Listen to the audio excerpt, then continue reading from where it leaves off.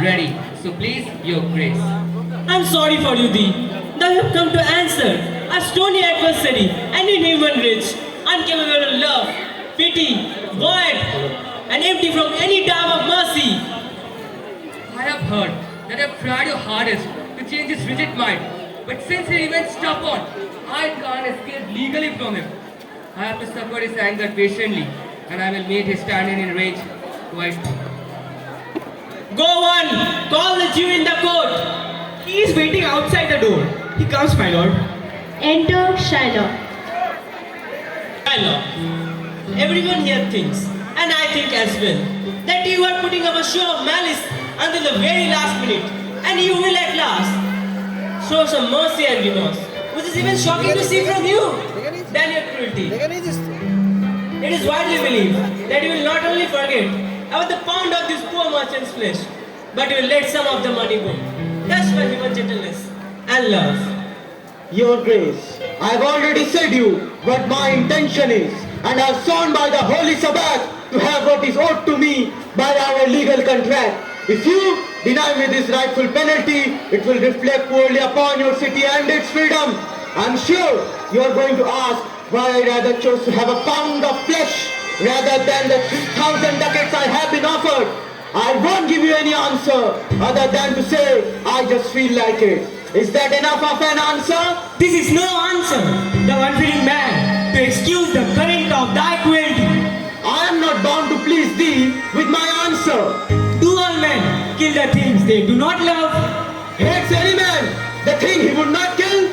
Every offense is not a hate at first. What? Wouldst thou have a serpent sting thee twice? You may as well do anything in his heart to seek soften that. Then which one's harder? His shoe is hard. Therefore I beseech you, make no more offers. Use no further winds. With all grief and fair conveniency, let me have the Let judgment. them have as fine food as you.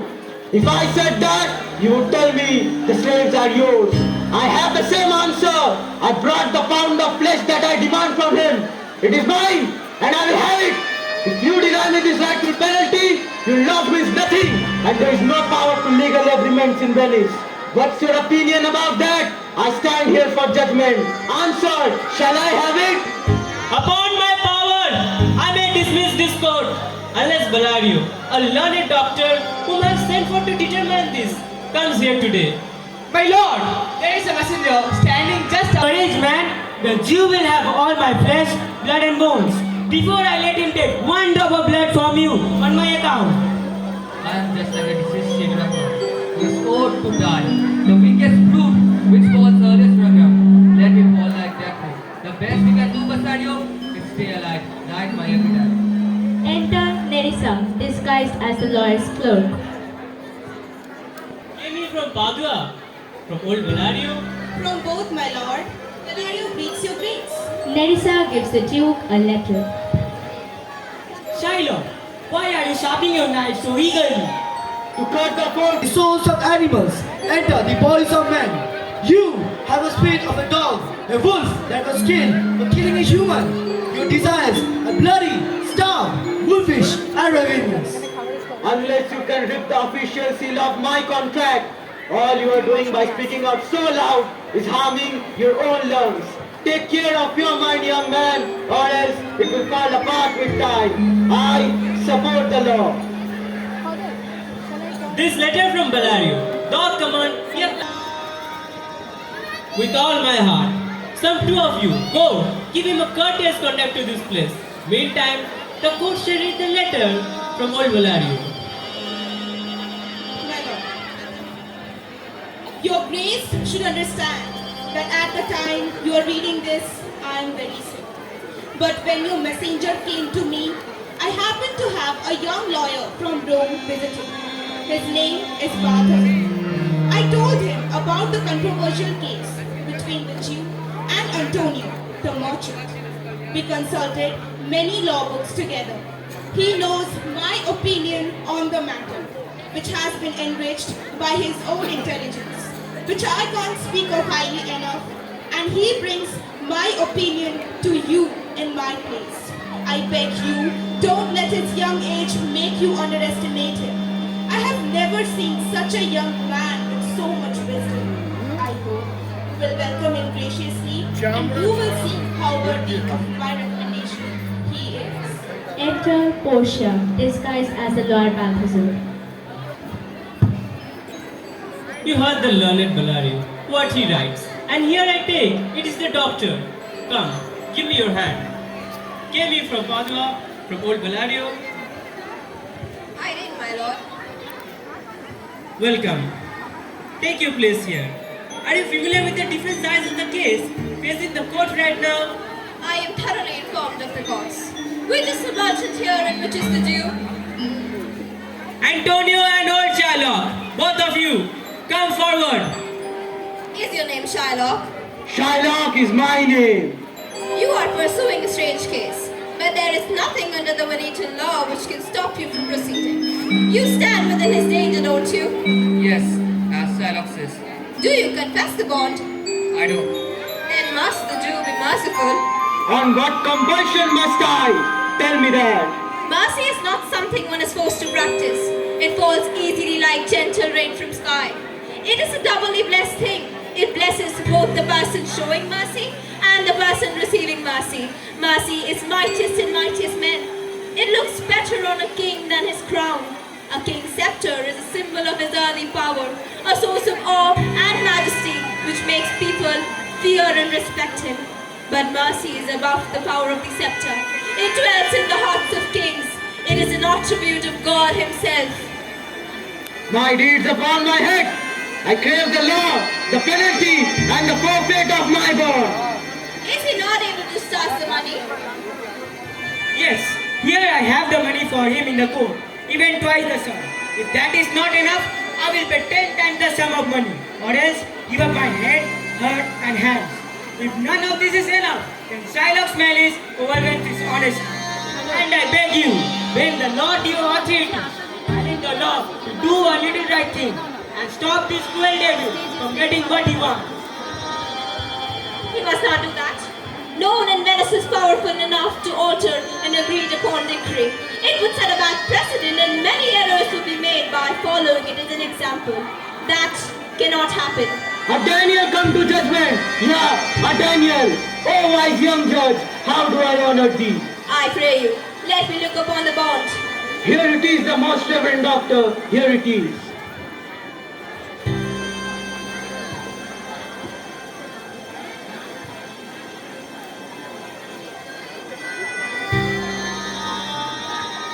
Shylock, there is twice thy money offered thee.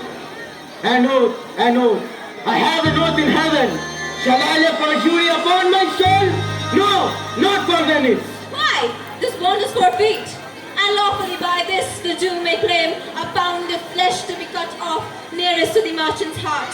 Be merciful. Take thrice the money. Bid me tear the bond. When it is paid according to the tenor, it doth appear you are a worthy judge. Your exposition hath been most sound. You know the law. By my soul I swear, there is no power in the tongue of a man to alter me. I stay here on my bond. With all my heart, I ask the court to issue its judgment. Well then, this is it.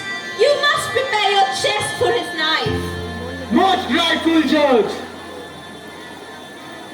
The intent and purpose of the law relates to the penalty, which has been agreed upon in the contract. Most learned judge. Therefore, lay by your gospel. Hey, his best. So says the bond. That is not the noble judge. Nearest to his heart. Those are the very words. That's right. Do we have a scale here to weigh the flesh? I have them ready. Have some surgeon on call nearby Shylock to stop Antonio's wound so he doesn't bleed to death. Is it so nominated in the bond? It is not so express, but what of that? It's the good you do so much for the charity.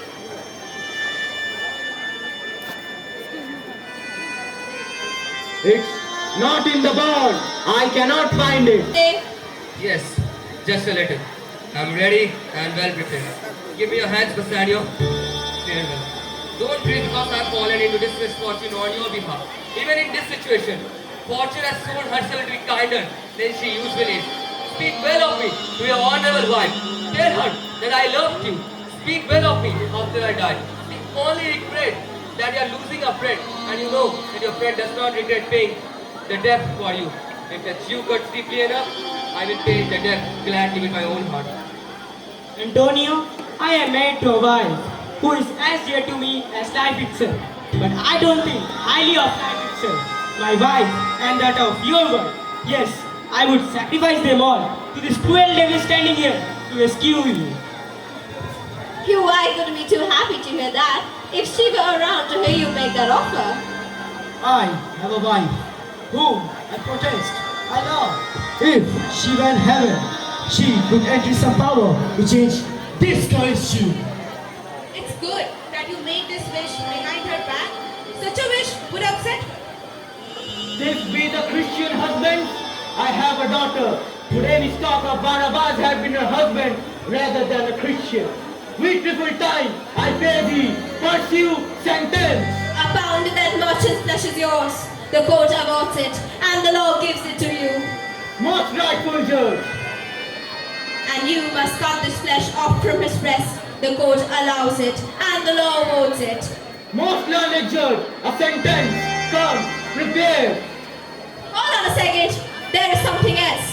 This agreement doesn't give you any jot of blood. The literal words are a pound of flesh.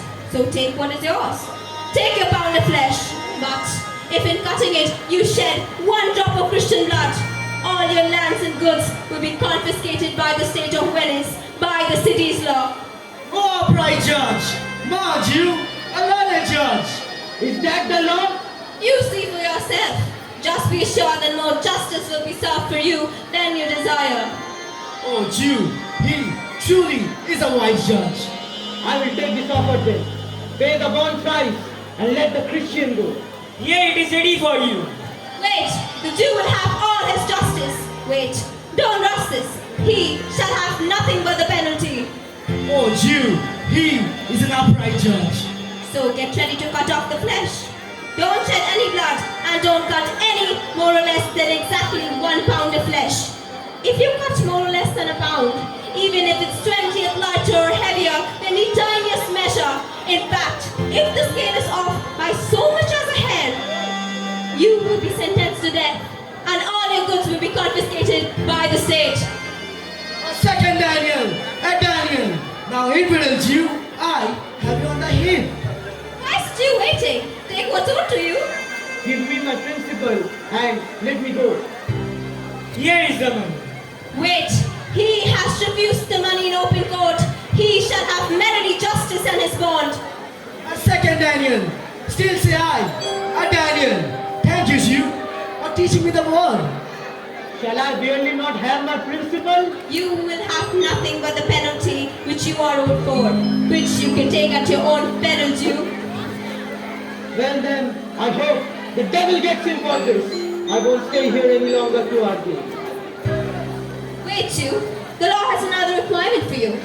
It is enacted in the law of Venice that if a foreigner is proved to have directly or indirectly tried to kill a citizen, the citizen whom he plotted will take half of his goods, and other half will be confiscated by the state, and the guilty man's life will be in the hands of Duke alone and his mercy. And I say, this law applies to you, because it seems clear that you have tried to contrive against Antonio's life directly and indirectly, and must face the danger I just elaborated on. On your knees, then beg for Duke's mercy. Shiloh, I pardon your life even before you ask, so that you see how different my spirit is from yours. Half of your wealth goes to Antonio and the other half to the state.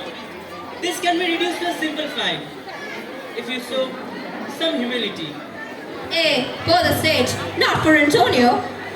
No, take my life and everything. Don't pardon me by taking the prop that holds up my house.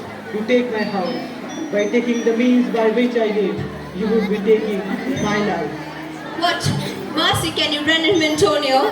Give him a rope for hanging, at no charge, and nothing else, for God's sake. If it pleases my lord, the Duke, and the rest of the court here, I am contented to give up the half of the goods he owed to me, and as long as he gives other half of his goods Give it to the gentleman who recently eloped his daughter. And I want two more things. That he converts to Christianity and he makes a will and a code in which he leaves everything upon his dead to his son-in-law Lorenzo and his daughter. Are you content, you? What do you say to this? I am content. Club, draw up a will. Please, give me the permission to leave here. I am not broke. Send the will after me, and I will sign it. Go, but do sign it. Exit Shylock. Sir, I invite you to come to my home and have dinner with us. I must humbly beg your pardon, your grace. I must leave tonight for Padua, and I must really getting on my way now. I'm sorry for you, that you don't have enough time to spend with us. Antonio, thank this young gentleman, for I think you have a lot to owe to him. Oh, yes, sir. The Duke and his attendants exit. Most worthy gentlemen, I and my friend have been by your wisdom of grievous penalty. We would be glad to offer you the 3,000 ducats which we were going to pay to the Jew for all of your troubles. And we stand in your debt and are always in your loving service. Satisfaction is the best reward, and I am satisfied to have rescued you. I did have you out in the desire for payment. Please recognize me when we meet again. I wish you well, and now I must leave. The lawyer and his clerk exit. Of the trial scene. Dear spectators, you have watched how mercy triumphs over jealousy and vengeance. Now, I would like to introduce you to the actors who have played different characters of the trial scene. Sajid Ali Mondo as Duke, Zaid Ali Mondo as Shylock, Masood Sapui as Antonio, Rishabh Sarkar as Bassanio, Arijit Mal as Graciano, Shautik Devnath as Salario, Priyamrita Daur as Portia, disguised as the Lord Balthazar, Devasmita Mondal as Nerissa, Suramya Dev and Shubhanil Viswas as attendants, and the narrator is Commissioner Nandi myself.